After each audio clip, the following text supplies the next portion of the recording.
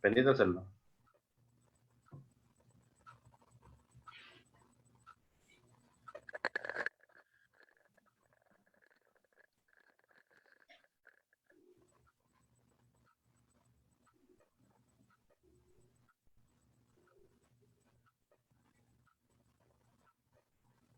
Ya estoy.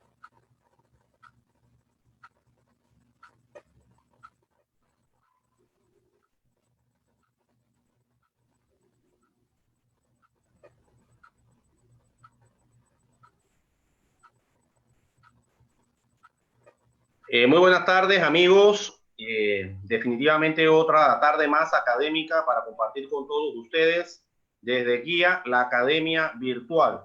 Para nosotros realmente es un placer pues tener la oportunidad, como todos los sábados lo hemos estado realizando, pues compartir con ustedes algunas reflexiones, algún tipo de pensamiento sobre estos temas de penal acusatorio que son tan interesantes y que ha creado pues mucha expectativa a nivel de la República de Panamá, también de América Latina. Hemos tenido pues muy buenos reportes y en definitiva pues para nosotros es un placer prepararles estos temas con algún tiempo de anticipación y compartir estos puntos de vista que al fin y al cabo lo que tratan es de refrescar algunos conceptos y sin tener nunca la verdad absoluta. Nosotros estamos bastante alejados de todo ello.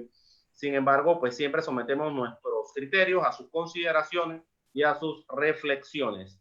Guía la Academia Virtual, pues en esta tarde se encuentra muy feliz de compartir con ustedes, primeramente, que son la razón del por qué nosotros hacemos esto, todos nuestros estudiantes y personas, pues que de alguna u otra manera comparten nuestro punto de vista, pero de igual manera, pues hoy pues tenemos un invitado especial, un invitado con vasta experiencia, el maestro César Tello Solano, quien es abogado litigante en este momento en la República de Panamá, pero que también estuvo en el Ministerio Público como ex fiscal aproximadamente 18 años dentro de su hoja de vida, de experiencia. De igual manera, es el escritor y es una de las razones más importantes del Manual de Litigación Oral, escrito acá en Panamá. Es uno de los dos libros que se han escrito. El otro precisamente pues se ha escrito por parte del doctor Boris Barrios, pero el doctor y maestro César Tello Solano también ha escrito el Manual de Litigación Oral. Entonces, básicamente le vamos a dar pues la posibilidad a nuestro maestro César Tello para que haga una aproximación del tema, el tema que vamos a estar desarrollando en la tarde de hoy para todos ustedes, y la verdad que nos sentimos muy felices por ello. Va a estar enfocado en el interrogatorio y el contrainterrogatorio, una etapa fundamental, básica, esencial y neurálgica de la investigación penal, porque al fin y al cabo es en el juicio oral en donde se va a deslindar la responsabilidad o la no responsabilidad penal de la persona que se le ha acusado. En ese sentido, maestro Tello, pues tiene usted la aproximación al tema para que le dé la bienvenida a todos los seguidores y las personas que están sábado tras sábado siguiendo pues este ciclo de conferencias de Guía a la Academia Virtual. Bienvenido. Bueno, buenas tardes. En primera instancia, gracias por lo de maestro. Realmente todos estamos en esta época de aprendizaje, a pesar de que ya el sistema tiene varios años en nuestro medio. Cada día se ven cosas nuevas. El sistema permite cosas novedosas, nuevos análisis, nuevas reflexiones. Y cuando pensamos que ya tenemos criterios sentados sobre una materia, resulta que surgen situaciones que nunca se habían dado. Y eso pues nos invita al estudio e investigación permanente. Este tema, indudablemente, que reviste muchísima importancia.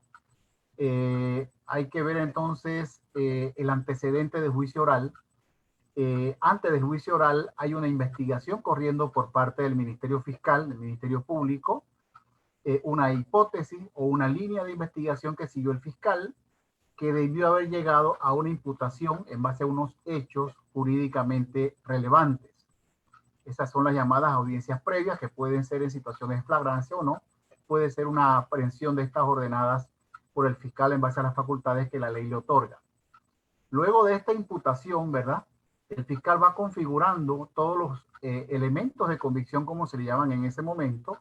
Vale la pena aclarar que en ese momento no tenemos medios probatorios como tal, sino elementos de convicción. Dentro de esos elementos de convicción existen las llamadas entrevistas, ¿verdad? Entrevistas a diferencia del sistema anterior, que eran ya una prueba per se, la persona era juramentada y esa era una prueba que recetaba el fiscal sin ningún tipo de inmediación con el juez, ¿verdad? No había pues un control previo de esa declaración jurada que era ya un medio probatorio.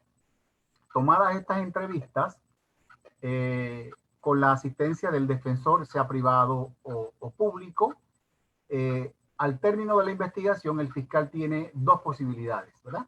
Una posibilidad de un sobreseimiento si considera que los medios probatorios que tiene son muy débiles o poco robustos, o a contrario sensu, se lanza a una acusación cuando piensa que tiene una causa sólida, que tiene un arraigo probatorio fuerte, se lanza entonces a la acusación. Estos hechos de la acusación sabemos que tienen que guardar congruencia con los hechos de la imputación, ¿verdad? Y ahí se da el debate en audiencia previa, todo el debate de decantación de los medios de prueba, etcétera, etcétera. La fiscalía tiene que develar todos los elementos de prueba, la defensa hace lo propio, con un poco más de ventaja, porque hay el elemento sorpresa, porque no sabemos realmente cuáles son los elementos que debe o que puede traer la defensa. Examinado todo este debate y todo lo que pasó, el control del juez, estos elementos de prueba son los que van entonces a pasar a la fase de juicio oral y se levanta para ello el auto de apertura, se fija fecha de audiencia. Ahí entonces ya la defensa conoce cuáles son los elementos probatorios que trae la fiscalía y se va preparando para ello, e igualmente la fiscalía también va conociendo cuáles son los elementos, entre ellos las pruebas testimoniales, si es que la defensa lo tiene a bien, porque puede que tengamos una defensa poco activa, una defensa pasiva, que no le interese realmente llevar muchos elementos y él cómodamente dice que la carga de la prueba es de la fiscalía, que la fiscalía pruebe porque la defensa no tiene que probar nada, salvo que tengamos una defensa con una historia alternativa, que ahí sí habría un poco más de responsabilidad en cuanto al medio probatorio que debo yo probar. Por ejemplo, en un homicidio, como el caso que vamos a analizar, en el caso hipotético, si yo como defensor, aunque sé que me tocó el rol de la fiscalía, si apostara, por ejemplo, a decir, ¿sabe qué? Es que ese hecho no ocurrió porque él no lo mató. Hay un muerto, pero él no lo mató. Yo estoy construyendo entonces una hipótesis alternativa y con ello yo tengo que llevar un poco de elementos probatorios para decir, ven acá, si la fiscalía dice que Juan la mató, yo digo que Juan no la mató. Entonces yo tengo que construir una historia alternativa. Bien. Enfocándonos en el tema, es importante porque la prueba testimonial, a pesar de lo que habíamos dicho en los avances, sigue siendo una de las principales pruebas a debatir en el juicio oral. La prueba testimonial no ha perdido su vigencia, y a pesar que la prueba pericial, como decíamos más temprano, es menos vulnerable porque tiene una base científica que se puede acreditar, que se puede validar con el procedimiento, con el método que utiliza el perito, no es menos cierto que ese peritaje, ¿verdad?, no puede llegar solo porque no tiene cómo llegar por sus propios medios al proceso. Necesariamente tiene esta prueba pericial que llegar con el testimonio del perito que lo hizo. ¿Sí? Y aunque nuestros peritos tienen el expertise, tienen la preparación, han participado de muchos juicios, todos los juicios no son iguales y todos en un momento dado a los juicios llevamos algún nivel de incertidumbre o de nerviosismo que puede hacer en un momento dado que nuestro testigo, un perito empoderado, por ejemplo, del Instituto de Medicina Legal, pudiera, frente a los embates de una defensa muy aguerrida, también entrar en problemas. Entonces, como fiscal, que fue el rol que me tocó, el tema sería que nosotros tenemos que ambientar a ese testigo.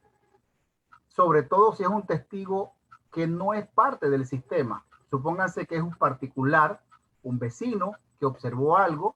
Este vecino no conoce derecho, no tiene experiencias ni interacción con el sistema, entonces al fiscal le toca decirle o irlo ambientando en el sentido de que a qué es lo que te vas a enfrentar. Incluso algunos sostienen que uno debería hasta llevarlo a la sala de audiencias previo al juicio para que él se vaya venciendo ese miedo natural de salir de esa zona de confort en la que él lidia todos los días y enfrentarse a un escenario, si se quiere, hostil para él, porque no lo conoce, porque ve policías, porque ve jueces, porque ve fiscales. Eso puede intimidar de alguna manera al testigo. Entonces, la primera tarea que haría si fuera fiscal es ambientar al testigo, explicarle al testigo, y con ello también me voy yo percatando de la fidelidad de la historia que va a contar ese testigo. Y ese testigo, lógicamente, es importante para la fiscalía porque fortalece o solventa la teoría del caso que lleva la fiscalía. No olvidemos que es la fiscalía la que tiene que probar su acusación, la que tiene que vencer el estado de inocencia que protege en este caso al acusado. Él es inocente hasta que en un juicio oral se venza, más allá de una duda, de toda duda razonable, la responsabilidad penal de esa persona. Entonces, la forma como se conduce al testigo, la forma como se le pregunta al testigo, para que el testigo vaya dando las respuestas que vayan en sincronía o en la misma dirección de nuestra teoría del caso, pareciera una tarea fácil, pero en el fondo, en la práctica, no lo es. Y si el interrogatorio de por sí, que es donde se aporta información de calidad, no olvidemos que el juez del tribunal de juicio no conoce los antecedentes del caso, no conoce los hechos, y lo que les va llegando a él es la información que nosotros como litigantes o como postulantes le vamos dando a través de qué, a través de la historia o de la percepción que tuvo el testigo de un hecho. Recuérdense que ni el fiscal ni el defensor estuvieron en el hecho. Entonces, el actor principal en el interrogatorio es el testigo. Y es el testigo entonces quien tiene que llevar esa información de calidad, no para convencer al fiscal, no para convencer al defensor. Él necesita convencer al tribunal de juicio, que en nuestro país es un tribunal colegiado de 3 jueces. Ahí hay 3 jueces a los que hay que convencer de nuestra teoría del caso. Y si el interrogatorio directo presenta dificultades en términos prácticos, yo creo que todavía el contrainterrogatorio es más demandante. Es más demandante. ¿Y por qué digo que es más demandante? Porque yo tengo que haberle prestado mucha atención, si soy fiscal, a ese testigo que presentó la defensa. ¿Sí? Yo tengo que ver cuáles son las fortalezas de ese testigo y cuáles son las debilidades de ese testigo en cuanto a lo que él le ha dicho al tribunal de juicio. De tal manera que yo en mi contrainterrogatorio puedo desacreditar al testigo que llevó la fiscalía o la defensa, puedo evidenciar serias contradicciones, ¿verdad? Todo esto en sincronía con mi teoría del caso. Como analizaremos en el devenir de la presentación, tendremos que analizar entonces cuándo sí, cuándo no y hasta dónde podemos llegar. De tal manera que todo esto es teoría del caso, derecho constitucional aplicado, como lo es el derecho procesal penal, y un ejercicio de destrezas de litigación. De destreza de litigación. Como dicen por ahí, no solo hace falta ser buen orador, pudiéramos ser muy buenos oradores, pero tenemos que tener conocimiento en cuanto a destreza de litigación y también necesitamos tener conocimiento de teoría jurídica. Teoría jurídica. Eso es la trilogía que forma parte de la teoría del caso. La parte fáctica, que son los hechos, que es lo que la fiscalía se compromete a probar a través de la acusación en el juicio oral. El tema de las pruebas o los medios probatorios, que es otro de los renglones de la teoría del caso, y la teoría jurídica, que es entonces el supuesto de derecho en el que el fiscal se ha basado para que haya sincronía o para que haya subsunción entre los hechos y la norma o el tipo penal que en este caso se está aplicando. De ahí entonces que, redondeando ideas, importante la prueba testimonial en cuanto a los aspectos de interrogatorio directo y contrainterrogatorio, que es lo que vamos a estar analizando en las fases subsiguientes. Muy bien, apreciado maestro y amigo César Tello Solano, y un hombre conocedor pues de esta materia y que en definitiva ha sido un estudioso constante. Yo siempre le digo a mis estudiantes, y con relación a estos puntos, uno, aprender el FODA de litigación oral, el tema de las fortalezas, oportunidades, debilidades y amenazas que deben ser analizadas desde el punto de vista de cómo ser y cómo llevar una litigación correcta al momento, sobre todo, de estar en el juicio oral, que es el momento neurálgico, clave, fundamental, es la joya de la corona, conocido en el derecho penal. Es el momento, como lo digo yo muy coloquialmente, la tanda del tiembla tiembla. Nosotros la hemos bautizado así a nivel nacional en los distintos talleres que hemos realizado. y que cuando les digo yo a mis estudiantes que los pongo a practicar y todo esto en presencialidad, la denominada tanda del tiembla tiembla es una realidad porque lógicamente uno se pone nervioso, uno no es de acero, no hay el abogado perfecto, es parte de lo que nosotros siempre estamos mencionando y reiterando, porque la realidad es que todos nos ponemos nerviosos al momento de realizar un alegato inicial, al momento de ir al interrogatorio. Imagínense que inicia ya pues el juez y le dice hemos llegado a la fase presente las pruebas, honorable señor fiscal, y entonces el fiscal inicia obviamente con esa presentación, con ese primer interviniente, que es lo usual que ellos hacen dentro de su teoría del caso para entonces llevar a un tema de aproximación del caso.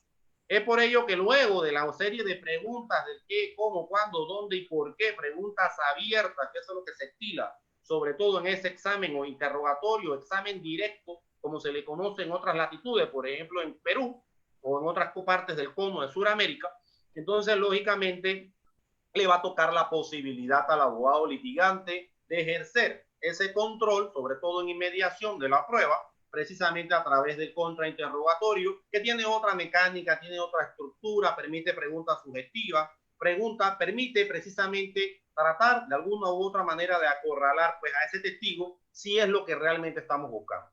¿Y por qué el maestro Tello ha hecho énfasis en el tema del juicio de hecho, también conocido como la teoría del caso, que guarda alguna relación? Es que son los hechos, al fin y al cabo, lo que van a ser controvertidos durante todo el juicio. Pero esos hechos no es que van a cambiar diametralmente. Va a haber unos hechos que van a presentar cada uno de los testigos dependiendo de la teoría. Dependiendo si eres fiscal, se van a presentar unos hechos o una óptica. Y dependiendo si eres defensa, vas a presentar unos testigos con unos hechos, obviamente, de la óptica de la defensa. Por eso son dos teorías del caso que van a chocar, lógicamente, en el momento de la litigación oral, al momento del interrogatorio y contrainterrogatorio.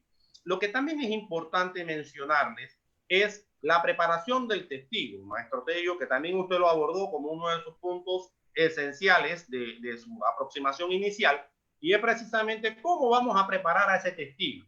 Y se lo digo yo, maestro, y me imagino que usted tendrá cualquier cantidad de experiencia que ahora nos contará con relación a ese punto específico, porque llego yo y practico al testigo. La práctica es esencial, dice el maestro Enrico Ferri. Oiga, uno de los aspectos esenciales, fundamentales, estructurales para poder llevar adelante su teoría del caso es que su testigo se mantenga congruente con lo que está diciendo o indicando hasta lo que va a decir en el momento del juicio oral. Y eso es importante. ¿Por qué? Porque usted lo practica. Usted mencionaba algo que es importante también aclarar, y es que yo no tengo que llevar mis testigos hoy día a la fiscalía como ocurría en antaño. Ya yo tengo, mi testigo lo llevo directo a la fase intermedia, es necesaria para mi teoría del caso, y de allí vamos a juicio oral. Lo que quiere decir entonces que ese testigo no ha rendido ningún tipo de declaración ante el Ministerio Público.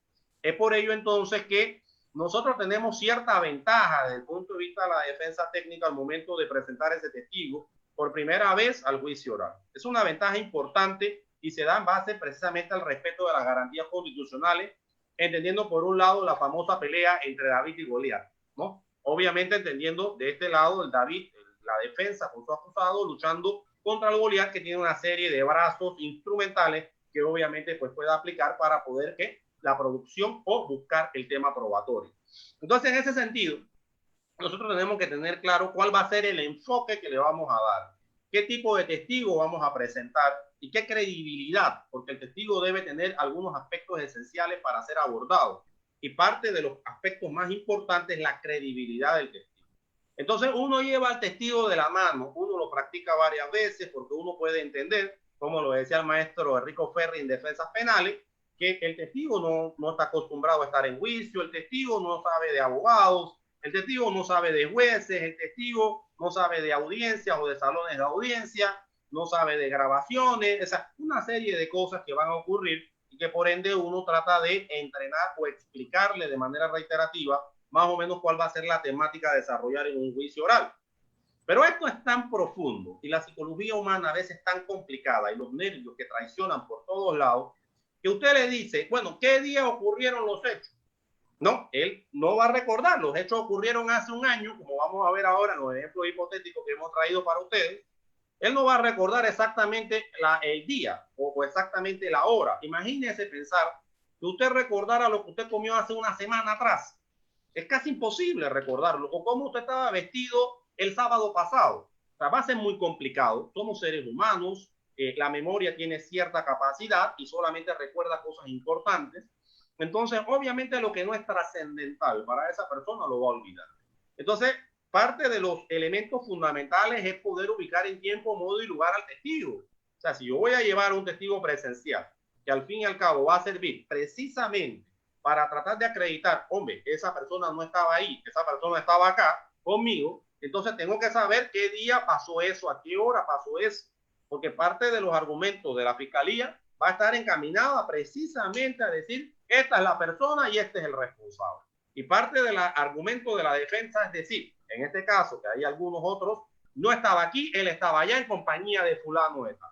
Entonces, esa persona llamada Juan Carrasco, por poner un ejemplo, entonces tiene que ubicarme en tiempo, modo y lugar, el día, la hora donde ocurrieron, donde él supuestamente estaba bajo el supuesto, la persona que están acusando en el banquillo de los acusados. Entonces, ¿qué pasa cuando yo le digo, bueno, recuérdate que los hechos ocurrieron el día 11 de septiembre del año 2019?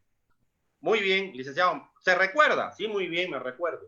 11 de septiembre del año 2019, aproximadamente 7:30 de la noche. ¿Está clarito? Sí, estoy clarito, licenciado. Clarito, clarito. Dígame, 11 de septiembre del año 2019, 7:30 de la noche. Muy bien, perfecto. ¿Está clarito? Sí, le hacemos otras preguntas, avanzamos, lo preparamos para las técnicas del contrainterrogatorio, que muy probablemente la fiscalía le va a estar realizando. Vamos avanzando en ese entrenamiento. Volvemos a la pregunta, ¿qué día ocurrieron los hechos? 11 de septiembre del año 2019. Perfecto. Vamos bien. Bueno, me pasa a mí, me ha pasado muchísimas veces en juicio, lo practico. Entreno al testigo precisamente para ubicarlo en tiempo, modo y lugar de lo que va a ocurrir. Bueno, llega el momento, imaginemos que ya han abordado por parte de la prueba de la fiscalía todo el elemento, le toca a la defensa, adelantándome un poquito a este concepto. Primera pregunta al abogado de su primer testigo, ¿qué día ocurrieron los hechos? No me acuerdo. Imagínense usted esto, o sea, para que ustedes vean que da risa y todo, y es un tema jocoso y cómico, pero si tu primer testigo es tal vez uno de los más fuertes que tú tengas, porque obviamente mantenemos la lógica de ir con los fuertes primero, con el impacto primero, con mostrar convicción y persuasión, sobre todo en el jugador, por medio de un elemento probatorio que va a ser sometido a inmediación y que está en inmediación y va a ser sometido al contradictorio. Imagínense usted qué tipo de credibilidad puede tener una persona que todavía no está claro en ese momento la hora y el lugar que ocurrieron los hechos y el día que ocurrieron los hechos. Entonces, eso ya de por sí comienza con un problema profundo desde el punto de vista de la teoría del caso de la defensa, porque lógicamente no está mostrando la credibilidad necesaria. ¿Y cómo nosotros podemos sacar a flote una situación como esa? Sí, existen algunas técnicas y estrategias, el tema del refrescamiento de memoria. Está bien, podemos salvarlo, podemos ayudarlo. Podemos decirle, bueno, usted realizó alguna entrevista, usted hizo una entrevista en la defensa pública, por poner un ejemplo, y tratar de salvar la situación. Pero lo que no vamos a poder salvar es que la primera impresión que se llevaron esos jueces ante ese testigo, que debe ser tu testigo fuerte, por eso tu primer testigo, es que él no estaba muy claro con relación al tema del día y la hora donde ocurrieron los hechos. Eso ya por sí presenta un problema. Imagínese ese tema, doctor Tello. ¿Qué piensa y cómo se abordaría, por ejemplo, los testimonios desde el punto de vista de la fiscalía? Por ejemplo, un tema de primer interviniente. Bueno, ahí me la puso un poco más fácil porque los policías nuestros están entrenados como policías y están entrenados en el sistema, ¿verdad? De tal manera que ya ahí tenemos algún nivel de ventaja frente a un testigo que no es policía. Ese policía que presentó entrevistas, que hizo inclusive informes por escrito, porque los informes de primer interviniente se hacen por escrito, ellos tienen que estar muy claros en qué fue lo que pusieron, la forma como escribieron, cómo expusieron los hechos, de lo que ellos vieron, de lo que ellos le dijeron, porque ellos también ahí hacen pequeñas entrevistas. Se presentó un vecino y nos dijo que efectivamente el señor ingresó a su casa a tal hora, ¿verdad? A la media hora se escuchó un ruido, una discusión, etcétera, etcétera. Él va recibiendo elementos que en su momento sirven a la fiscalía en esa incipiente investigación que apenas inicie. El policía en este caso tiene que estar claro. El tema de la fecha de los hechos, que de repente un defensor puede cuestionar, pusimos un año, pero puede que haya transcurrido más de un año. Entonces, es un poco fuera de la lógica, como que un policía que ve cosas con tanta frecuencia, que hace acciones policiales todos los días, vaya a recordar particularmente lo que sucedió el 22 de mayo del año 2019, cuando han pasado muchísimas situaciones en las cuales él ha intervenido. Entonces, una de las técnicas que se puede desarrollar acá es decirle, la primera pregunta que yo le haría es, ¿conoce usted las razones o el por qué está usted en esta sala de audiencia? Para permitir que el testigo se vaya acomodando, se ambiente un poco y él relacione su citación en la sala de juicio con lo que pasó. Y a partir de ahí, entonces uno puede introducirle, bueno, ¿y dónde se encontraba usted el 22 de mayo del año 2019? Ya él está claro en que si estoy aquí, yo sé por qué estoy aquí, y el estar aquí está conectado con un hecho. Y ese hecho, lógicamente, es el que el fiscal me estuvo abordando, y recordemos que es un testigo que, como bien usted lo ha dicho, ya había sido preparado por el fiscal como uno de los testigos, y sobre todo si es uno de los primeros testigos. Porque también, y de repente entrando un poco más en materia, el fiscal tiene que no solamente seleccionar la lista de sus testigos, pueden haber 30 entrevistas en la carpeta de investigación, 30 entrevistas, pero yo, fiscal, no voy a llevar 30 testigos. ¿Por qué?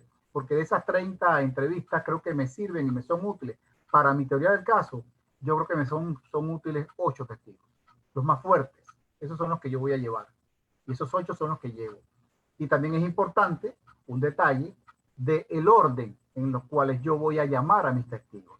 El tribunal de juicio le permite a los postulantes establecer el orden, es decir, cómo van a ser llamados, cuál va a ser el 1, cuál va a ser el 2, etcétera, etcétera. Entonces, lo que se recomienda, y ya me estoy adelantando aquí entrando en materia, lo que se recomienda entonces es entrar con un testigo fuerte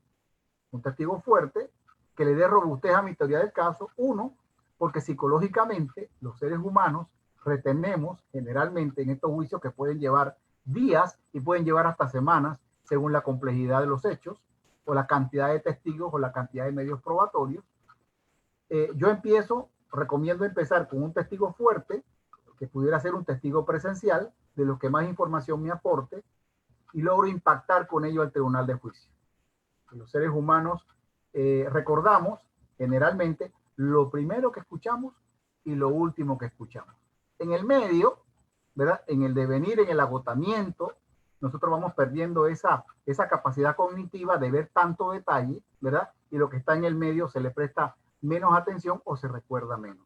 Entonces, entramos con un testigo impactante, que bien pudiera ser el primer interviniente, el policía o los policías, porque generalmente ellos andan en par, no va un policía solo. Entonces yo tengo ahí 2 testimoniales que me van a coincidir en tiempo, modo y lugar, ¿verdad? Que van a solventar mi teoría del caso y va a impactar al tribunal de juicio.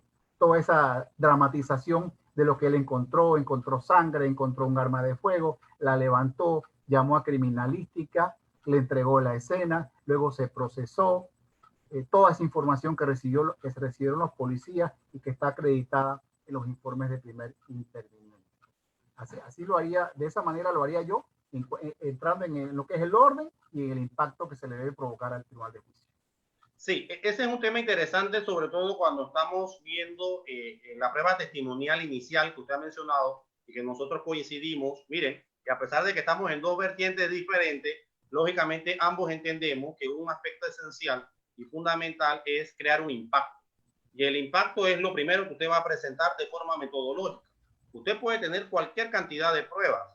Usualmente la defensa no es que tiene una cantidad plurinominal de pruebas, usualmente tiene algunas. Sin embargo, dentro de esa cantidad de pruebas que tiene la defensa, debe elegir cuál es la más fuerte, la más impactante, la que puede presentarse de manera inicial para crear esa percepción de credibilidad. Y es por eso que yo le sacaba ese caso de aquella persona que olvidaba la fecha, siendo el primer testigo que presenta. Pero bien, luego de eso vienen algunas otras cosas que son fundamentales e interesantes dentro de los juicios orales. Y es que queríamos ver o verificar cuáles son el tipo de preguntas con relación a ese interrogatorio directo, ese interrogatorio abierto que se le hace a ese primer testigo, que es lo usual. Mira, y aquí pasa mucho, y este es un tema que da para otra sesión, que es el tema de las objeciones. Ojo con ese tema, con el tema del interrogatorio inicial, cuando usted presenta a su testigo. Pongamos el caso de la defensa en esta oportunidad. Traigo a mi testigo. Bien. ¿Cómo voy a hacer las preguntas? Las preguntas que voy a hacer tienen que ser preguntas que utilizo, por ejemplo, ¿qué pasó? ¿Cómo pasó? ¿Cuándo sucedió? ¿Por qué sucedió? ¿Dónde sucedió? O sea, son elementos de pregunta abierta porque no se permiten, por lo menos en nuestra jurisdicción nacional, el tema de las preguntas sugestivas en ese interrogatorio abierto. Entonces, tenemos que tener claro que tenemos que saber preguntar, y para eso es esencial entender cuáles son esas preguntas abiertas que tiene el litigante para poder hacerlo. Que no sea una pregunta subjetiva, que no sea una pregunta sugerente, que pueda conducir realmente al testigo, porque un litigante que haya pues manejado estas técnicas de litigación, que tenga un oído muy fino y que entienda de manera clara que donde usted esté preguntando de forma incorrecta, lo va a objetar, muy probablemente la objeción pueda tener posibilidades en el fondo, si la pregunta ha sido mal estructurada. Entonces, nuestros litigantes, sobre todo al momento de ir en juicio oral, tienen que tener claro cuáles son las reglas para poder entonces abordar a ese testigo y hacerlo de una manera sistémica, de una forma integral que le permita a él ir no conduciendo, pero sí ir llevando al testigo a que suministre información. En el interrogatorio, sobre todo, la estrella no es el abogado, la estrella es el testigo.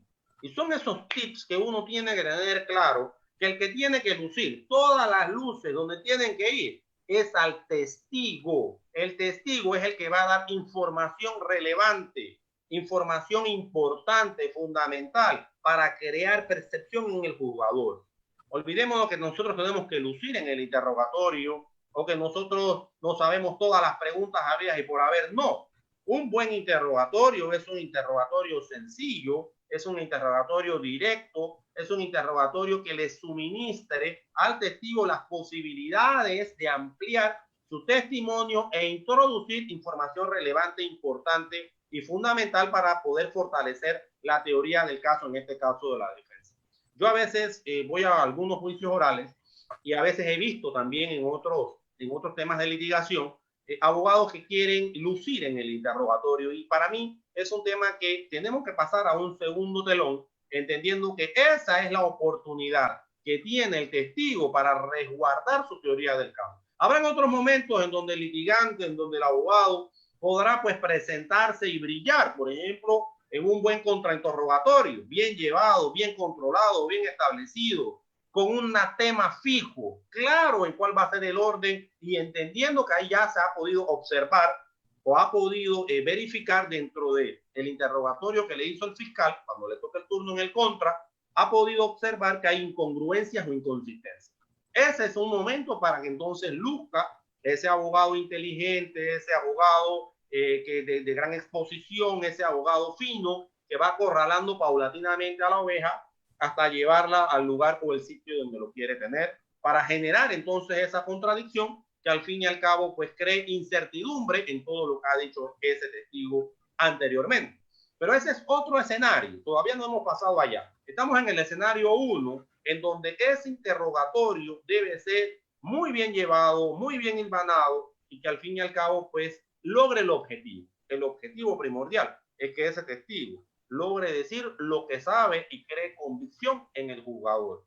Un ejemplo, maestro Tello, con relación a cómo poder llevar a un primer interviniente a desarrollar toda esa información utilizando esas preguntas abiertas, que es lo que se estila en el tema del interrogatorio. Sí, yo diría también, y antes de llegar a ese extremo, el tema de la acreditación del testigo. Tomando como ejemplo los policías de primer interviniente, como ya dijimos, nuestros policías ya tienen entrenamiento que se les ha dado en el sistema penal acusatorio, y además del entrenamiento que han recibido como unidades policiales. Entonces, lo primero que yo haría como fiscal, llevando 2 unidades de la Policía Nacional, es acreditarlo por ejemplo, que él exponga al tribunal de juicio cuáles son los estudios que tiene, tanto académicos, todos los cursos en los cuales él ha participado, sean en su destreza como policía o también en sistema penal acusatorio, que haga un recuento de a cuántas escenas ha llegado él como primer interviniente, que han de ser muchas, de tal manera que frente al tribunal de juicio, ellos dicen, bueno, tenemos a un testigo idóneo, un testigo creíble, un testigo con experiencia y sobre todo una unidad policial que va con su uniforme, que también tiene mucho que ver con el impacto psicológico que produce en el juzgador, ¿verdad? El que tenemos ahí a un policía que tiene normas éticas que cumplir, que tiene toda una estructura en una ley orgánica, ¿verdad? Y que tiene una estructura, todo un cuerpo que lo respalda y que le exige también responsabilidades. Así que ya después que nosotros empoderamos a ese testigo, también hay que tomar en cuenta algo. Si hay algún elemento, bueno, en un policía pienso que pudiera ser un poco difícil, pero lo podemos encontrar. Algún elemento que desacredite al policía o al testigo. Por ejemplo, puede ser que él haya sido sujeto de algún tipo de investigación en el pasado y aun cuando la investigación haya tenido un feliz término para él, no podemos borrar el hecho de que efectivamente fue investigado. Entonces, frente a una situación como esa, yo lo que haría es, si expongo aquello que lo acredita, también expongo aquello que lo puede desacreditar, porque eso me permite a mí amortizar los efectos de esa desacreditación que sin duda el fiscal tiene anotado en sus citas para explotarlo en el contrainterrogatorio. Si yo lo expongo en mi interrogatorio directo frente al tribunal, ¿verdad? Yo puedo acomodar o amortizar los efectos, le quito un poquito de herramientas defensivas a ese defensor para que haga impacto en el interrogatorio o en la credibilidad de ese testigo. ¿Sí? Lo demás es cómo él lo expone en base a las preguntas que uno le hace. ¿Y cómo se haría esto? Ciertamente las preguntas son cerradas, pero deben ser preguntas cortas. Yo diría que una metodología acertada pudiera ser establecer puntos, hitos, ¿verdad? Ok, yo lo llevo con esta pregunta del 1 al 2. Me contestó y yo no quiero que el testigo siga hablando, ¿sí? Lo llevo entonces del hito 2 al 3 con otra pregunta. Y ahí me lo voy conduciendo. Vamos a suponer que yo establecí en mi teoría del caso, en mi borrador, 15 hitos, que pueden ser muchos, ¿eh? Pueden ser menos. ¿Por qué? Porque el testigo me contestó cosas que estaban en otra pregunta, ¿sí? Entonces yo me lo llevo y cada hito del 1 al 2, del 2 al 3, del 4 al 5, lógicamente tienen que estar conectados con nuestra visión del proceso, que no es otra cosa que la teoría del caso. Si yo logro eso en preguntas breves, en respuestas que sean sencillas, claras, contundentes, para convencer entonces y darle credibilidad a ese testigo frente al tribunal de juicio, yo creo que de esa manera nosotros podemos llevar exitosamente un interrogatorio directo, ¿sí? Habiendo acreditado al testigo, habiendo advertido la desacreditación y que él cuente una historia que sea creíble, que tenga sentido común, que tenga lógica, ¿verdad? No va a venir un super policía con una visión nocturna que dice que vio a las 3 de la mañana donde no había visibilidad, inclusive unas señas particulares en un número que tenía de 1 centímetro en un suéter. O sea, tiene que ser una historia creíble, que tenga sentido común. Acuérdense que el juez conoce derecho, pero también es un ser humano.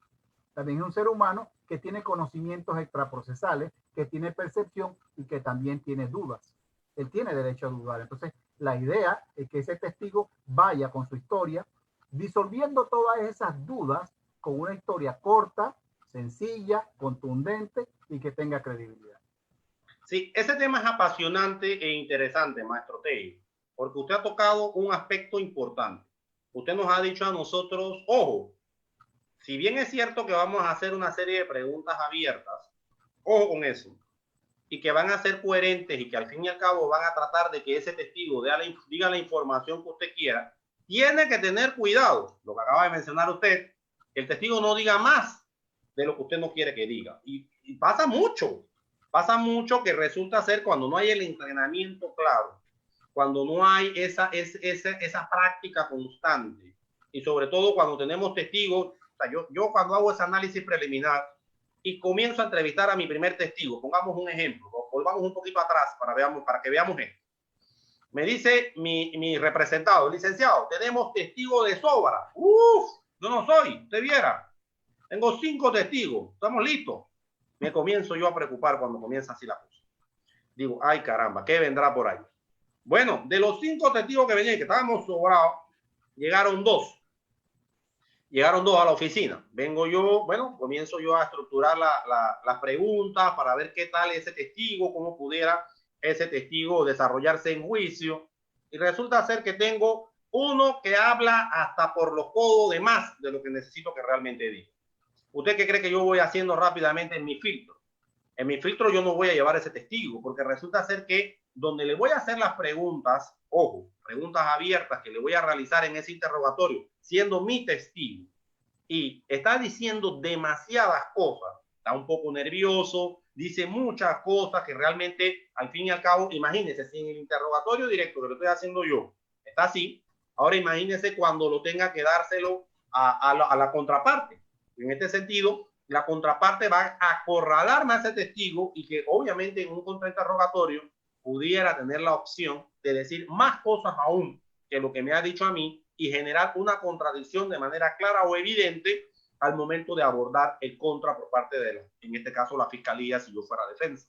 Entonces tenemos que tener muy claro esto, ojo con eso, porque en el contrainterrogatorio se pueden hacer preguntas abiertas o cerradas. Entonces, ojo con eso. O sea, el fiscal va a tener la posibilidad de hacerle algunas preguntas abiertas y algunas preguntas cerradas y eso puede generar confusión por completo en un testigo que está acostumbrado a hablar de más.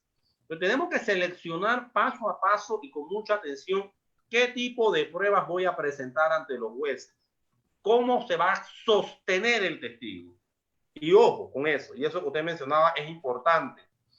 Ese juicio de hecho, esa valoración de cómo vio el testigo los hechos, es lo que él tiene que tener claro, pero él no lo tiene organizado en su mente.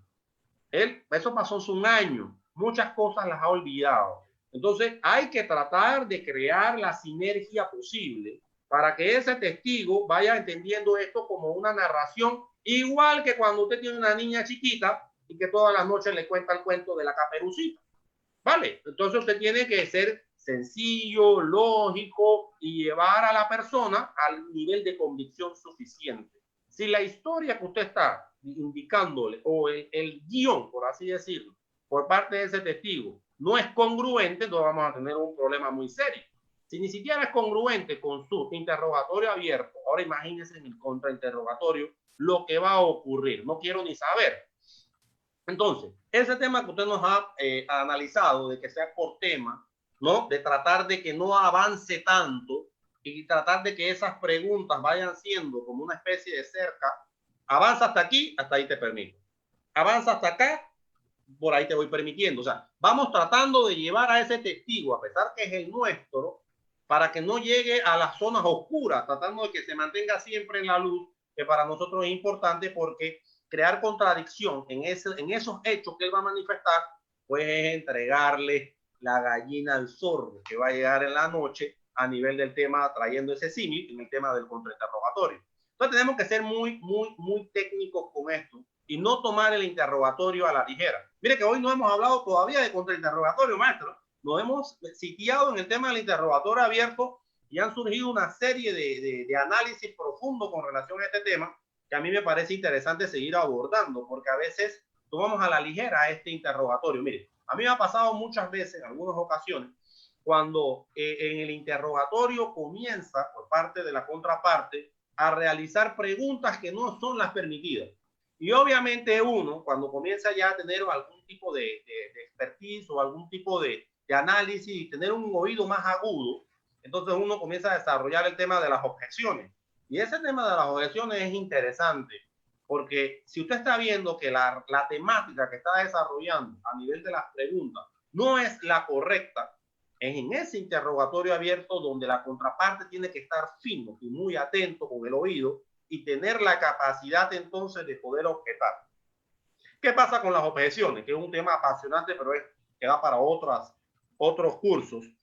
El tema de las objeciones, uno tiene que tener claro que el primer punto que le suena cuando se hace una pregunta abierta, mal formulada, por parte de, en este caso, la fiscalía, si fuera defensa, o por parte de la defensa, si fuera fiscal, no me cuadra esa pregunta, no está dentro de las posibilidades de preguntas abiertas, es una pregunta que puede ser sugerente o que puede ser conducente. Entonces, usted tiene que tenerlo claro y ¡plip! Le suena algo en su cerebro. Es como si algo se encendiera y le dijera warning, peligro. En ese momento pasó en su cerebro porque su cerebro piensa mucho más rápido que su cuerpo. Ese segundo que usted dijo, oye, me parece que es una pregunta sugerente y no está permitida en el interrogatorio abierto. Entonces, usted se queda pensando, lo hago, pregunto, objeto o no objeto, objeto o no objeto. Eso va a pasar y le va a ocurrir algo, maestro, que también quiero que usted analice en esa profundidad, que el testigo contestó. En un segundo hicieron la pregunta, mal formulada. Usted dijo, ¡pling!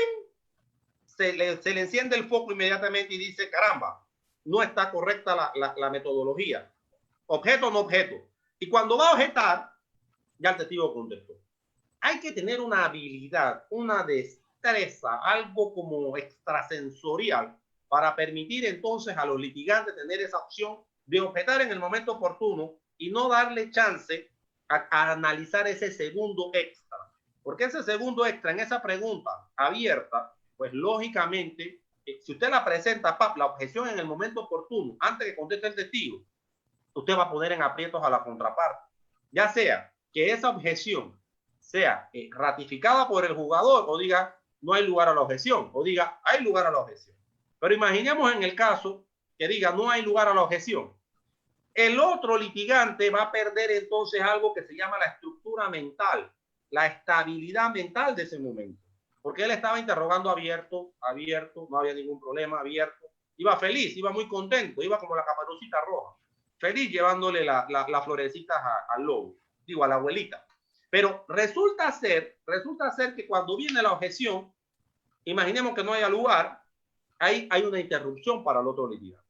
Y esa interrupción hace de que, hey, objeción, ¿pero por qué? Comienza él a pensar en su fuero interno, en su mente, en su psicología, en su análisis. Él dice, ¿pero por qué? Aquí no hay objeción. Y se desvía. Entonces viene el juez, toma una decisión, pasan unos segundos y se pierde el ritmo de litigación. Y el ritmo de litigación es importante porque es como el bombeo del corazón. Desde el momento que usted hace una para, entonces hay un fallo en el sistema. Y obviamente así funciona también el cerebro.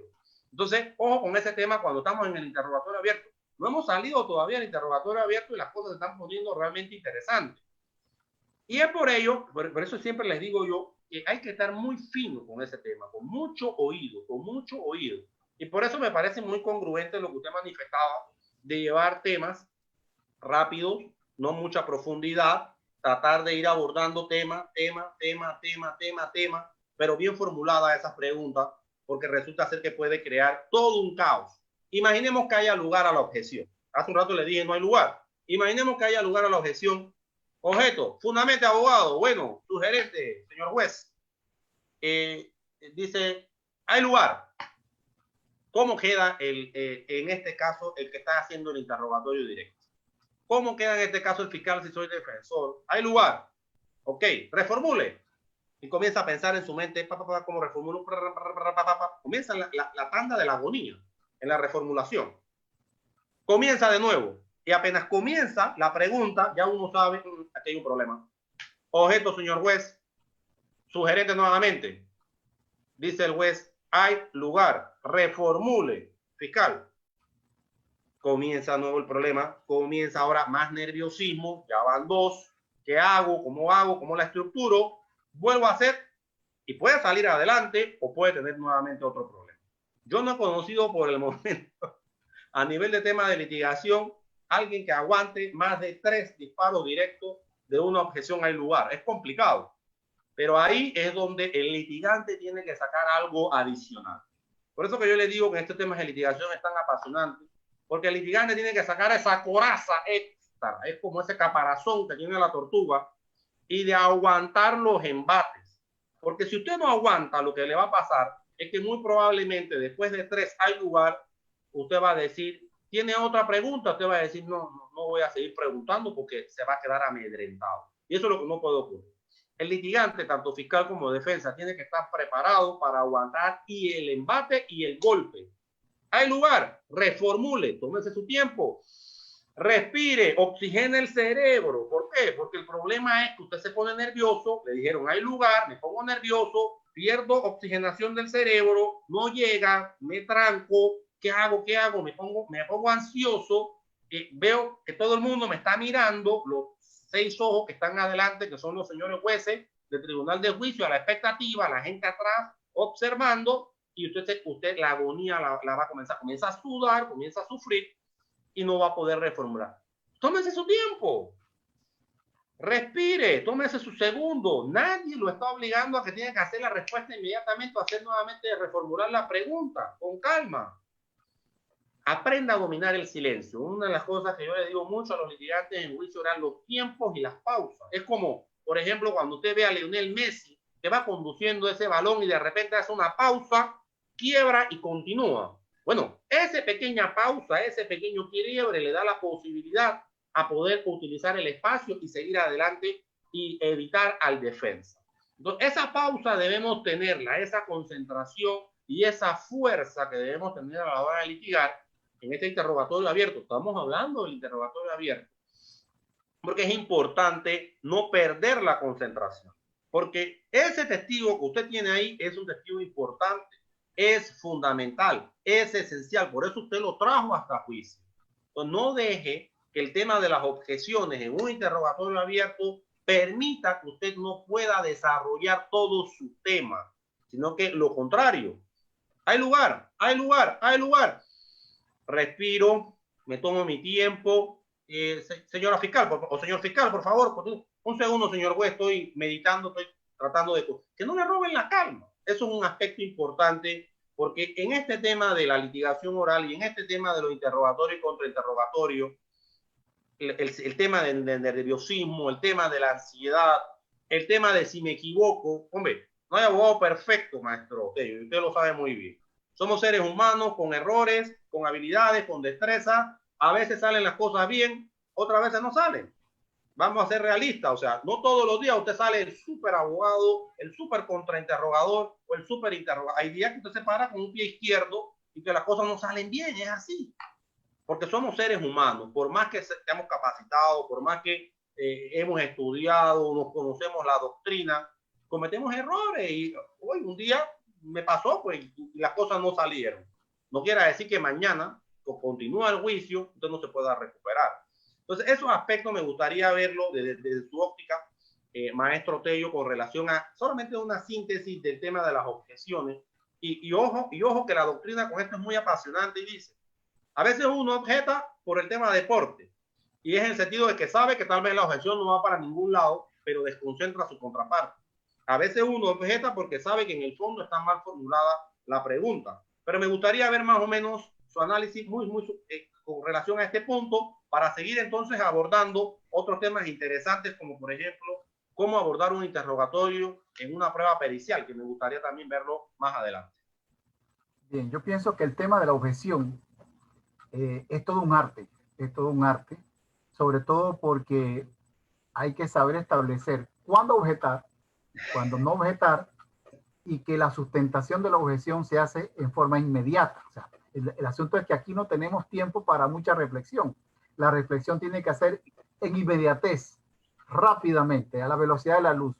Entonces yo necesito tener un nivel de concentración tan profundo, ¿verdad? Para reaccionar casi que instantáneamente. Y no solo reaccionar, decir objeto, es que no solamente decir objeto, tengo que saberla sustentar, ¿verdad? Frente al tribunal. Esa es una. La otra es que el abuso de la objeción. O sea, yo puedo ser un litigante experto, vamos a suponer, soy un experto en objeción. Me dicen el abogado objeción, ¿verdad? Pero resulta que frente al tribunal de juicio, un abogado, un litigante que asume una postura que todo lo objeta, y póngale que el 75% de lo que objeta es viable, que la objeción sea viable, yo creo que psicológicamente no da buena impresión al tribunal de juicio porque ni siquiera deja hablar al testigo, no deja desarrollar al litigante, y ellos dirán, bueno, ya sabemos que él sabe objetar, ya eso lo sabemos, pero porque él no permite que el testigo por lo menos avance, que el litigante avance. Entonces, hay que tener un poquito de cuidado porque ese estrellato en objeción del litigante pudiera en algún momento sembrarle al tribunal de juicio alguna antipatía frente al litigante. Y recuerdo nuevamente que el tribunal de juicio falla en derecho, son abogados, conocen el derecho, pero son seres humanos.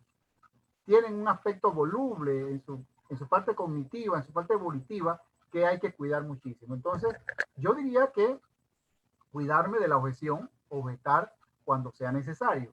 Y eso nos lleva entonces a otra reflexión. ¿Cuándo es necesario objetar? Es probable que la pregunta que hace el defensor, el fiscal la pueda objetar.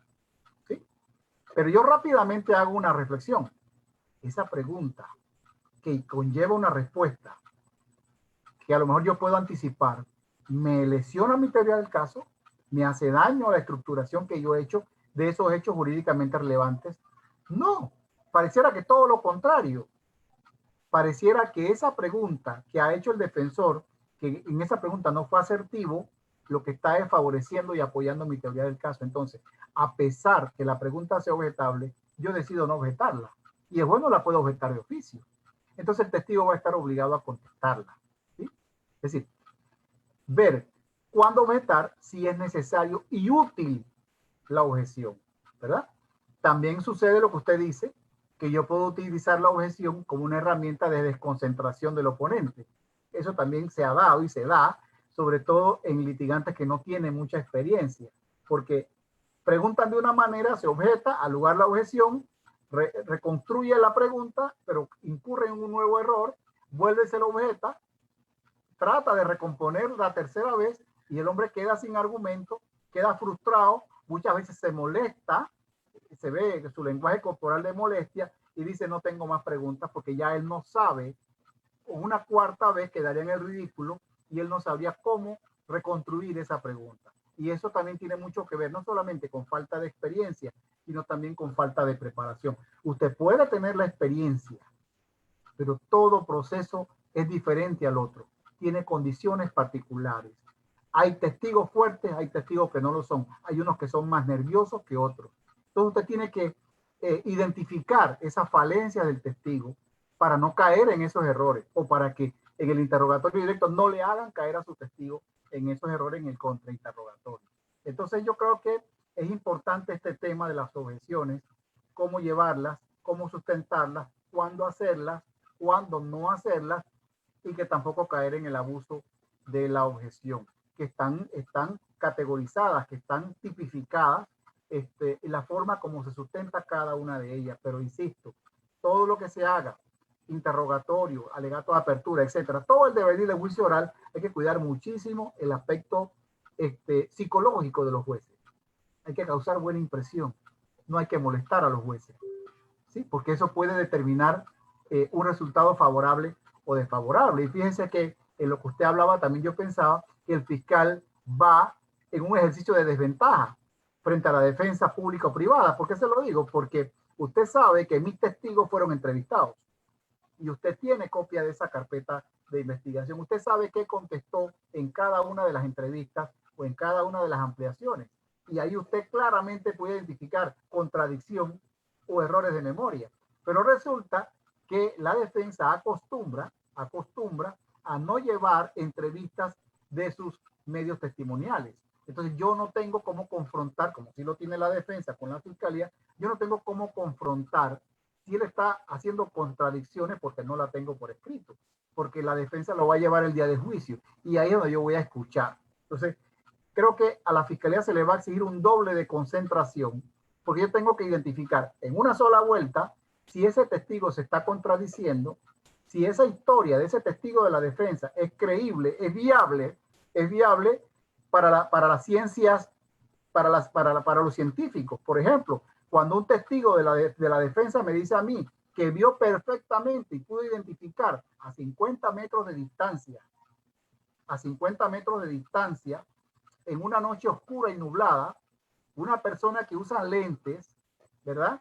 Y que incluso el carro, vamos a suponer que la persona iba en un vehículo y el vehículo iba con los vidrios arriba y tenía vidrios ahumados, y yo logro en mi contrainterrogatorio evidenciar todas esas falencias de un testigo que trajo la fiscalía, que indudablemente fue a mentir, a pesar de que fue preparado, fue a mentir, y no porque el fiscal lo diga, sino porque hay los elementos para determinar, no pudo haberlo visto. Uno, por la distancia, porque tiene dificultades visuales, porque el carro tiene vidrios aún más oscuros y porque los vidrios, en el peritaje salió que el carro llevaba los vidrios arriba. Entonces, con esa serie de elementos, nosotros podemos sembrar y desacreditar por completo la viabilidad de esa información que lleva un testigo de la defensa con esa desventaja, reitero, que tiene la fiscalía de que no conoce, porque no ha sido entrevistado. Yo pienso que, es más, muchas veces yo cuestioné por qué una defensa activa no ayuda a la fiscalía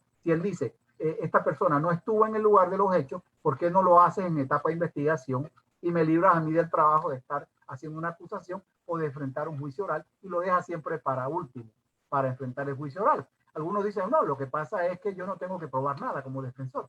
La carga de la prueba es de la fiscalía y es la fiscalía a la que le corresponde probar su acusación y no la defensa. A menos que, como decía yo, usted cree una historia alternativa que lo obligue a usted en una defensa activa a aportar mayores elementos de prueba. Pero sí, definitivamente que el tema de las objeciones es un arte. Hay que saber objetar, insisto, saber objetar, cuándo, cómo y cuándo no objetar. Si esa información que da el testigo de mi adversario me es útil, no debo objetar, a pesar de que sea objetado. Y cuidar muchísimo ese clic que debe hacer el litigante con el tribunal de juicio, ¿verdad? No solamente en la parte jurídica, sino en la parte humana. Que no quiero decir que sea más importante que la jurídica, pero que también tiene un peso a la hora de valorar ese elemento, a la hora de tomar una decisión, ¿verdad? A la hora de sembrar dudas. Lo que corresponde en un contra es sembrar dudas de lo que está diciendo ese testigo en un interrogatorio directo. Deja muchas ranuras, muchas grietas de duda, y yo tengo que saber cómo la construyo, y la tengo que construir en forma inmediata, que son los grandes retos que nos da el sistema en oralidad, que no nos da oportunidad para prepararnos, para tener una preparación, irnos a la oficina, preparar esto, verificar jurisprudencia, doctrina. No. Todo tiene que hacerse en forma inmediata y que no hay soporte digital porque no lo permite. Sí, ahí hay varios temas importantes que usted ha mencionado, maestro Tello, con relación, uno, a que el juez es un ser humano. Pues claro que sí, el juez es un ser humano. Al fin y al cabo, el juez es un conocedor del derecho y aparte, lógicamente, entiende que usted tal vez esté preparado en las técnicas de litigación y que lo haga muy bien. Pero como usted lo decía, o sea, hay un timing, sobre todo para poder realizar esa objeción. ¿En qué momento realmente? Y esa es la doctrina, ven acá. No es objetar por objetar. Es saber qué momento y en qué situación usted lo va a hacer. Recuérdese siempre que ese testigo, el cual ya usted lo expuso de forma directa porque fue su testigo inicial o uno de sus testigos, usted lo ha interrogado. Muy bien.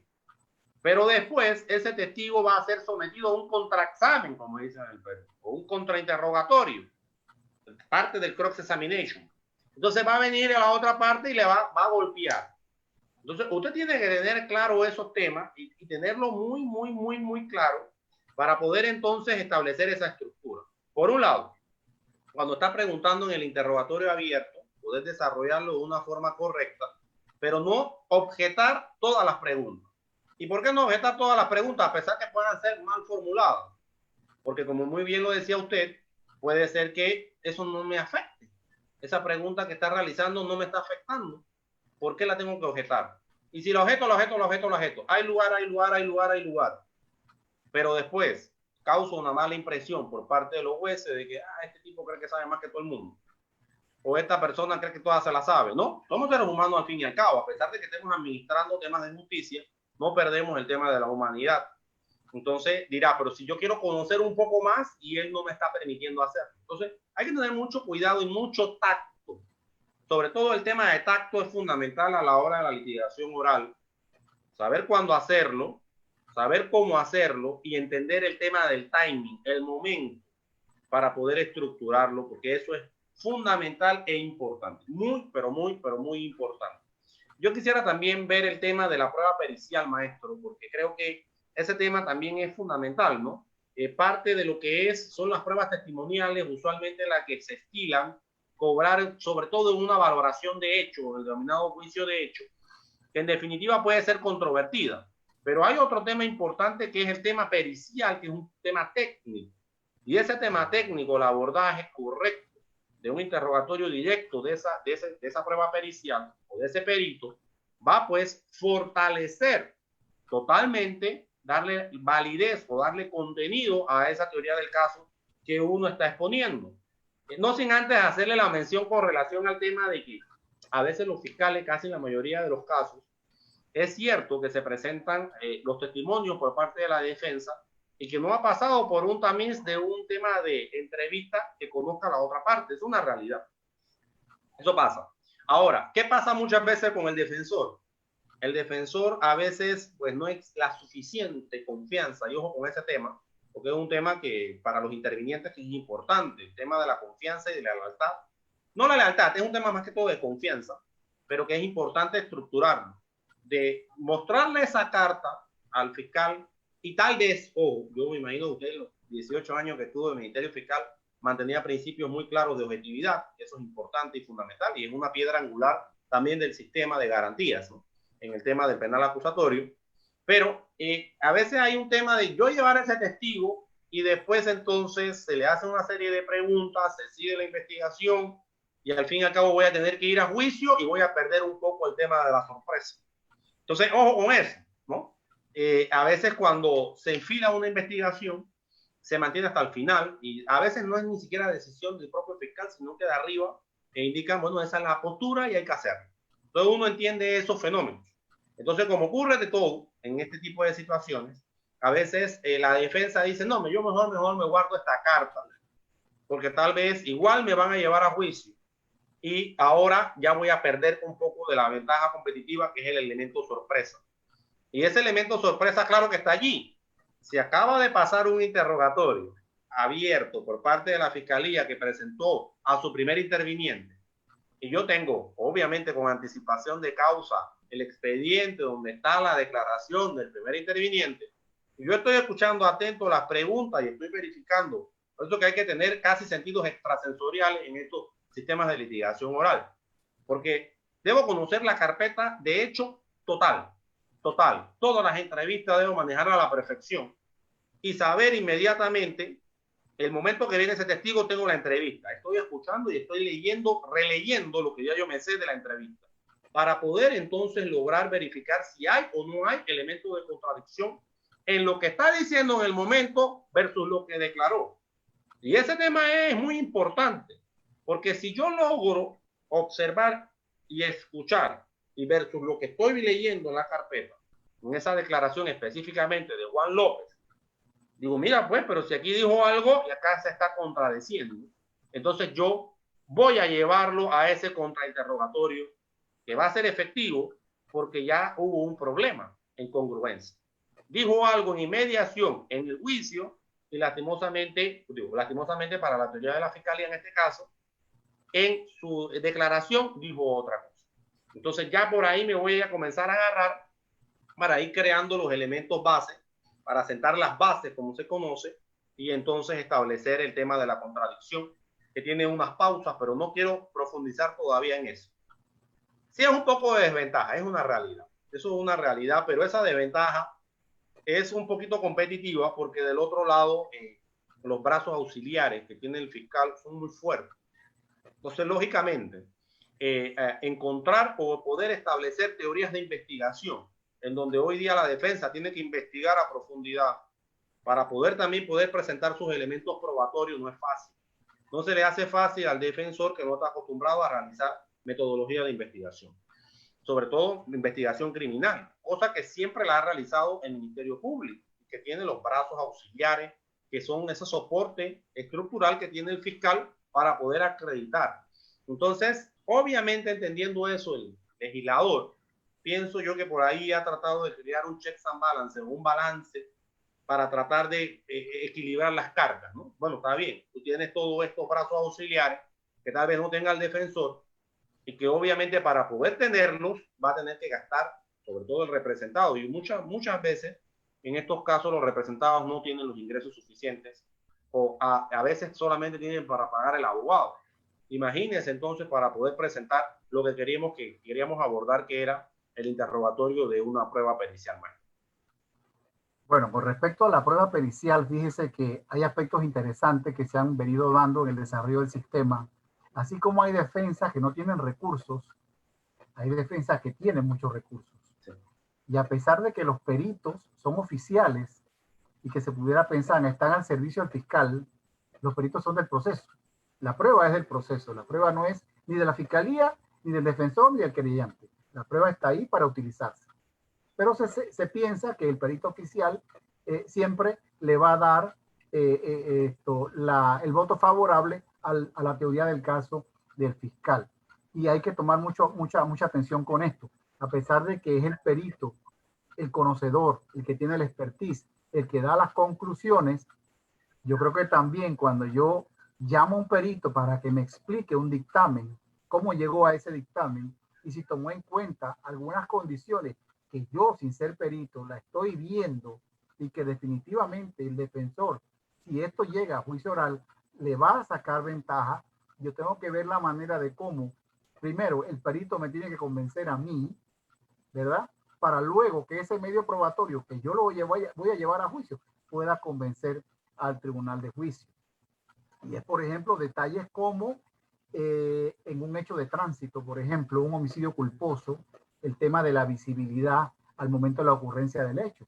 Si había la visibilidad, si no había la visibilidad, si había la obligación de llevar luces auxiliares en el vehículo o si no había esa necesidad o esa obligación, si existían luminarias artificiales, si ese peatón que iba cruzando la vía tenía un paso peatonal a pocos metros que debió haber utilizado, eso puede determinar realmente si yo avanzo en una acusación o si yo avanzo en un juicio oral. Pero si el perito no me lo advierte, pero la defensa sí me lo advierte, entonces yo con ese perito, a pesar de que sea un perito oficial, voy a naufragar, digámoslo así, en ese interrogatorio porque me va a destruir el adversario en el contrainterrogatorio. Entonces yo creo que también es tarea de hacer análisis de esas recomendaciones, de esa metodología y de esas conclusiones que tenga sentido común. Y no es que yo me quiera hacer el rol de perito, es que todo lo que usted dice, además de que tiene una base científica, debe tener máxima de experiencia, lógica y sentido común, que es la sana crítica que en su momento va a ponderar el tribunal de juicio al momento de valorar ese medio probatorio. Entonces, todo se va como concatenando. No es que yo quiera robarle protagonismo al perito, sino que creo que o puede ser un error, inclusive un error de dedo, donde quiso poner 25 metros, puso 2 metros, se le fue el 5. Entonces, es un error humano, pero yo tengo que percatarme para que no quede que no eran 25 metros, sino que eran 2 metros. Imagínese usted, 23 metros de diferencia. Eso por un lado. Y por el otro, el tema del testigo experto. Del testigo experto que lo han llevado defensores privados, ¿verdad? Y que hemos tenido debates intensos cuando se confronta el peritaje oficial con un testigo experto. Y sobre todo, si es un testigo experto bien empoderado de su conocimiento. Imagínese usted un tema contractual, que el debate sea de una falsedad o una estafa contractual, ¿verdad? Nosotros no tenemos peritos oficiales en esa materia. No tenemos peritos en esa materia. En el email no hay un perito que le diga esto. Bueno, lo que pasa es que el contrato es ley entre las partes y la materia accesoria sigue la suerte de lo principal. Esos peritos no los tenemos, ¿sí? Entonces, ese ejercicio, ¿quién tiene que hacerlo? Quien conoce el derecho, que es el fiscal, carga probatoria. Pero resulta que la defensa llega un testigo experto, un especialista en contratos, ¿verdad? Que va a controvertir que no hubo tal estafa, ¿verdad? Porque el consentimiento no fue viciado. Entonces, entramos en materias extrapenales que tienen que ver con materia civil, pero que el derecho penal se cruza con civil, con comercial, con laboral, etcétera, etcétera. Y nosotros tenemos entonces que enfrentar todo eso. Lo que pareciera entonces, en conclusión, muy fácil, porque es el perito quien da las conclusiones en el juicio oral, esas conclusiones tienen que ser hiladas, tienen que ser hilvanadas de tal manera que sean sustentables y sobre todo que soporten un ejercicio de comparación frente a una persona con igual o mayor idoneidad que el perito. Y eso se consigue con defensas que tengan recursos o medios económicos. Y que tengo que decir también que la defensa pública también se está haciendo de herramientas, de investigadores, de trabajadores sociales para coadyuvar en la labor de investigación paralela que está haciendo la defensa pública en nuestro país, que veo que cada vez se empodera más en estas falencias que eran históricas, pero que poco a poco el sistema va dotando al defensor público de herramientas para enfrentar esa maquinaria que usted habla, toda esa maquinaria que tiene el fiscal a su disposición, pero que, insisto, no le pertenecen al fiscal, le pertenecen al proceso, y que un defensor diestro, que tenga destreza, pueda advertir todas las falencias que tenga un peritaje. Por más idóneo que sea el perito, por más oficial que sea el perito, puede el defensor, ya sea con un testigo experto o simplemente con sentido común, desacreditar totalmente el peritaje que se va a sustentar con el testimonio del perito que lo hizo. Sí, lo que pasa a veces con el tema de la prueba pericial es que también hay una realidad que, como hay peritos muy, pero muy buenos, cada una de estas instituciones, también hay personas que están entrando a conocer más o menos estas experticias o técnicas, y que lógicamente a veces dejan muchas falencias en la investigación. Y ojo con ese tema, porque al fin y al cabo, pues si el fiscal está llevando peritos que tienen una serie de falencias, pues van a ser obviamente evidenciadas esas falencias en un proceso de inmediación, en donde usted ve, por ejemplo, temas de reconocimiento de GPS o temas de fotografías que realmente dejan dudas sobre lo que está ocurriendo, la veracidad de esos hechos, porque al fin y al cabo esa prueba pericial lo que va a darle es la posibilidad de recreación de lo que realmente ocurrió en ese momento que difícilmente vamos a poder recrearlo nuevamente, porque ya eso pasó. Y lo que vamos a tener es una aproximación real y concreta a lo que pudiera haber pasado, que es la denominada verdad material, que es la que vamos a tener enfrentada dentro del proceso. Entonces, ojo con eso, si tenemos una serie de pruebas periciales y esas pruebas periciales y esos peritajes, sus conclusiones nos dejan más dudas que tal vez objetividades o conclusiones reales. Entonces, a veces esos peritos pues también se pueden convertir en un tema complicado desde el punto de vista de la teoría del caso.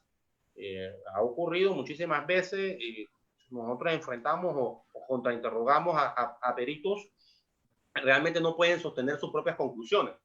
Y ojo, que uno no es que es el especialista. Y ojo con este tema. Este tema requiere, sobre todo de la defensa, un análisis y un estudio profundo del tema de peritaje, para poder entender los tipos de peritaje y poder entonces abordar para poder crear algún tipo de generar contradicción o dudas sobre ese perito y sobre su experticia. A pesar de que uno no sea especialista en esa materia, lo recomendable, lo que siempre se aconseja es escuchar otros testigos o otras personas, o otros peritos o otros especialistas en la materia que le pueda dar a usted luces con relación a esas conclusiones. Y a partir de ahí entonces ir preparando la posibilidad para el contraataque o el contrainterrogatorio que le permita a usted tener algunos resultados importantes. Ojo, estoy haciendo esta mención sobre todo cuando estamos ante una defensa que no cuenta con recursos, porque lógicamente el maestro Tello ha hecho una distinción entre dos factores: una defensa con recursos y una defensa sin recursos. Si estamos ante una defensa sin recursos, pues lógicamente el tema de la prueba pericial va a ser complicado. No es que no va a poder conseguirse, tal vez sí. Por ejemplo, la defensa pública hoy en día está tratando de estructurar e ir empoderando paulatinamente un tema en donde el Ministerio Público, pues por su especialidad de investigar el delito, tiene cancha. Entonces, los peritos que nosotros pudiéramos estar llevando objetivamente cuando vamos a la balanza en las cosas que han hecho versus lo que ha hecho el Ministerio Público, pues obviamente el peso de contundencia lo tienen los especialistas que tienen 30, 40 o 20 o 15 años de estar haciéndolo, versus una defensa que apenas está dando sus primeros pininos, sobre todo en estos temas de investigadores de campo, psicólogos. Todavía estamos dando pues algunos pasos bien encaminados, pero que todavía falta por ir estructurando paulatinamente estos temas de investigación pericial. O con ese tema, hay que valorarlo. Versus el otro tema que es una defensa con recursos. Porque una defensa con recursos va a tener a su haber un sinfín de posibilidades, y ese sinfín de posibilidades trae por resultado, lógicamente, que a veces traen testigos expertos con una capacidad y unos estudios tan profundos que obviamente al hacer la comparación con un perito, por ejemplo, del Ministerio Público, pues puede dejarlo en una situación, como decimos, mal parado. Entonces, aquí hay de todo en este tema de la prueba pericial. Sin embargo, maestro Tello, debo adelantarme y decirle que ya estamos cerca de las 2 horas de transmisión. El conversatorio ha sido fantástico, pero y no hemos podido ni siquiera estas son cosas que a veces ocurren. No hemos podido ni siquiera abordar los temas prácticos que traíamos. Eso lo que nos indica es que vamos a tener que hacer una segunda parte, programarla, para entonces poder seguir abordando estos temas que son apasionantes y que realmente a todas las personas que nos han estado siguiendo, dándole cobertura, escuchar por 2 horas una conferencia, valga. No es fácil. Así que metodológicamente creo que hemos abordado hasta este momento pues el material. Nos hace falta un montón más, pero creo que ya por un tema de cansancio general, creo que lo correcto es ya ir finalizando esta transmisión para que nos haga sus conclusiones y también pues podamos verificar que cuando estamos en esta modalidad no podemos ver de manera directa el tema de las preguntas. Entonces vamos a tener que absorber las preguntas posteriormente cerrada la transmisión, porque estamos aquí en la computadora y cuando en el celular a veces uno no puede estar concentrado acá y concentrado allá, es muy complicado. Entonces, maestro, para que se despida de las decenas de personas que han estado pendientes a nuestra transmisión, de Panamá y en muchas otras partes, estoy seguro que ha sido satisfactoria y que realmente pues presente pues sus despidos oficiales y le pueda dar algunas últimas consideraciones. Bueno, bueno, agradeciendo pues la oportunidad, definitivamente que es un tema, como usted lo bien se lo señala, apasionante. El tiempo se va volando, ¿verdad? Y no avanzamos tanto, pero el asunto tampoco era avanzar por avanzar, sino detenerse cuando era necesario. Fíjese la importancia del interrogatorio directo. Me quedó la duda del por qué. Algunos especialistas dicen que en el interrogatorio directo no se debe preguntar el por qué, porque el por qué es una reflexión muy amplia, muy subjetiva, y a menos que usted conozca la respuesta de esa información que va a dar el testigo, se dice que no se debe utilizar el por qué, el cómo, cuándo, dónde, el qué, pero el por qué es un poquito peligroso en temas de interrogatorio directo, porque no sabemos hacia dónde va a ir ese testigo. Nos puede dar mucha información, demasiada, diría yo, mucha más allá de la que necesitamos, y puede producir mucho daño en un testigo, como usted ha dicho, que le gusta hablar mucho, que le gusta especular mucho, y sobre todo tenerle claro al testigo que él da información, que él no da opiniones, que no da conclusiones, porque luego lo van a confrontar diciendo que si él es un testigo o un perito, porque los peritos son los que dan opiniones y conclusiones. El testigo no da conclusión ni opinión, el testigo lo que da es información sobre lo que vio o sobre lo que escuchó. De esa manera debe ser. Y bueno, el interrogatorio, la técnica, que es lo que hemos venido viendo aquí, el tema de las objeciones es importante. Probablemente se haya quedado algún detalle que podemos rescatar en las preguntas que hayan podido llegar. He estado siguiendo, creo que hay muchas personas que han estado viendo la conferencia y reiterando el agradecimiento por haberme tomado en cuenta, esperando que el tiempo invertido haya valido la pena y que hayamos llegado a las expectativas de todas aquellas personas que han seguido el video en Facebook. Mi agradecimiento y mi compromiso para guía. Sí, muchas gracias, apreciado maestro César Tello Solano, de verdad, un jurista panameño con experiencia, con doctrina, estudioso de este tema de la litigación oral. Ha sido un placer para nosotros contar con su presencia. Ahí está solicitando la gente segunda parte, o sea, no crea que es algo que la misma persona lo están pidiendo, así que lo vamos a tener, obviamente, pues con el cronograma ya adecuado, ver la posibilidad para poder entonces tenerlo nuevamente con nosotros, porque nos ha quedado un sinnúmero de cosas. Teníamos incluso hasta un caso hipotético para trabajar con pruebas de la fiscalía, pruebas de la defensa, pero el tema se puso tan interesante que no pudimos abordar esa temática con el PowerPoint que le teníamos diseñado para el día de hoy. Pero bueno, eso es lo importante cuando estamos haciendo lo que nos gusta, ¿no? Estamos tratando de brindar un poquito de lo que tenemos, que no es que sea mucho, pero tratando pues de que sea siempre útil para todas esas personas que nos siguen, que están pendientes, que todos los días escriben, profesor, que cuál es el próximo tema, cuál viene, felicidades, estamos pendientes. Así que para todo ello hacemos este esfuerzo que créanme que es muy grande para ambos. Sé que usted pues tiene una familia, pues, se ha dejado, ha desconectado, debe estar ahorita mismo en un cuarto apartado del mundo exterior que es de la familia y que siempre es importante pues mantener esas relaciones, sobre todo con ellos. Pero bueno, es parte de lo que se hace en la academia y parte de los sacrificios que uno hace precisamente para tratar de aportar algo a la educación. Se dice que la educación, la única manera de transformarla es a través del estudio constante, el análisis. Y bueno, eso es lo que estamos tratando de hacer en Guía, la Academia Virtual. Fuerte abrazo, maestro, ¿verdad? Un fuerte saludo y un fuerte abrazo a la distancia hasta la ciudad de Chitré. Se le quiere y se le aprecia mucho y muchas gracias por estar por nosotros. Saludos. Hasta luego.